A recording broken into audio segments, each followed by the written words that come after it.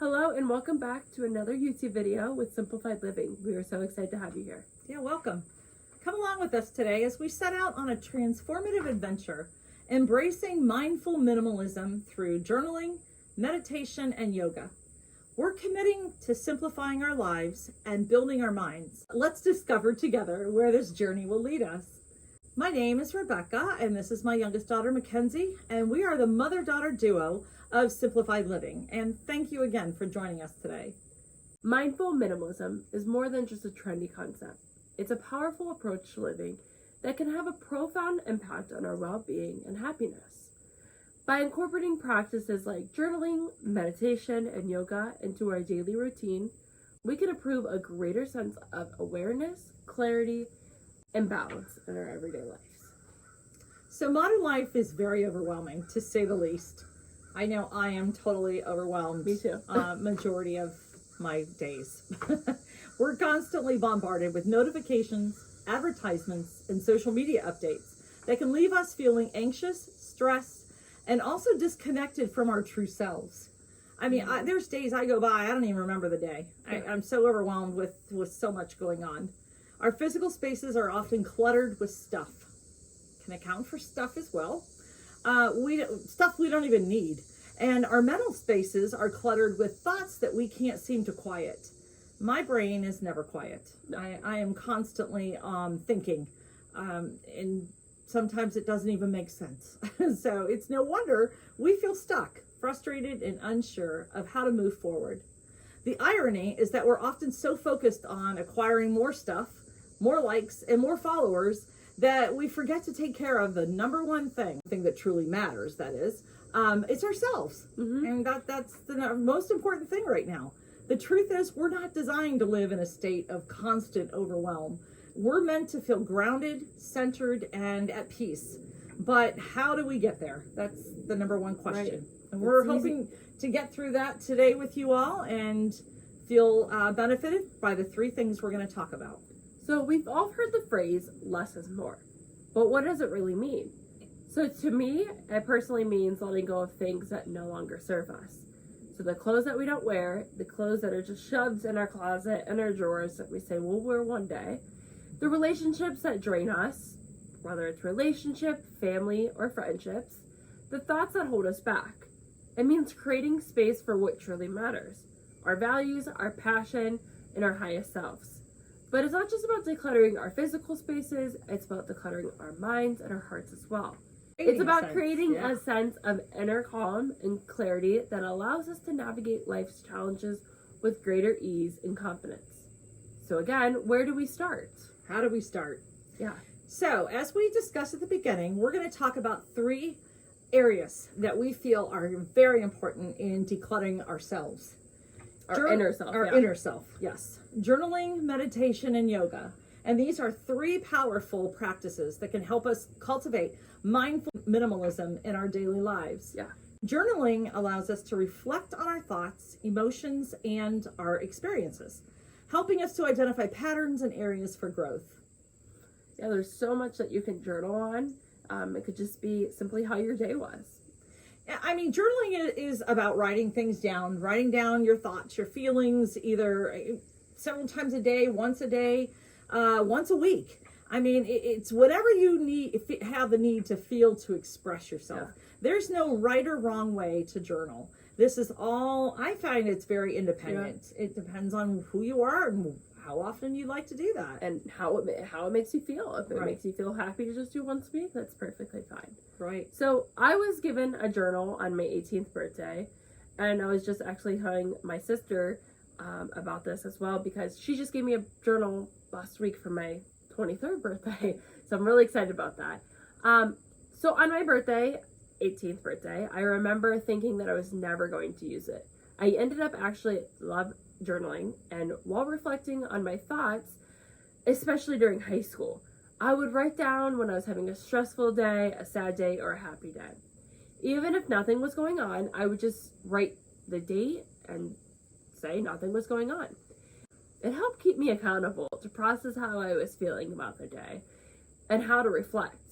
I still have the journal and will often pull it out and read what I wrote about. Many times we just go through the day and just say, oh, we had a fine day or we had a bad day. And we don't open up why we had those days. So the journal is just a really one way of expressing your feelings that you're not being judged. Mm-hmm. You know, that's what I like about journaling. Yeah. I was in junior high when I received my first diary. And yes, they were called diaries back then, not journals. And it would start off with, Dear Diary. That was back in the 70s. It was so helpful during those teenage years. And I did write in my diary for a couple of years. Mm-hmm. But then I stopped. I didn't really pick up journaling again until I was in my late 20s when I lost my first born son. And I really needed to do something to express my feelings that I had during this time. I'll actually go back every once in a while and remind myself, reread some sections, and it helps me remind myself how time does make a difference as to the progression of our lives. Going back and reading your journal entries gives you a feeling of healing and satisfaction that you have dealt with certain things in your life and now have grown from them. Meditation is one of our other helpful tips and very powerful. It helps us quiet the mind, focus on the present moment, and tap into our inner wisdom. There's so many benefits of meditating. It could be lower blood pressure, concentration, it improves the focus, relaxation. It enhances attention and concentration by training the mind to stay focused on a single point of reference, such as the breath or the mantra as well. Right. The mantra is, breathing is like your deep breaths. Mantra is possibly saying a standard several words together that helps with relaxation. And I've been meditating for several years now. Mm-hmm. I love it. I try to every morning, but I'll get sidetracked or, I'll hit that snooze button a couple times when I'm really trying to work on not doing that as well.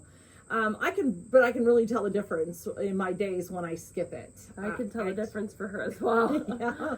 Seriously. It's bad. Yeah. The type of meditating that I do includes positive affirmations. I'm very a proponent on that because if you're negative, you're going to attract negativity. Yeah, agree. Moving on to yoga. Yoga also helps us connect with our physical bodies, releasing tension, balance, and strength. When we practice these three disciplines together, we experience a profound sense of transformation, physically, mentally, and emotionally.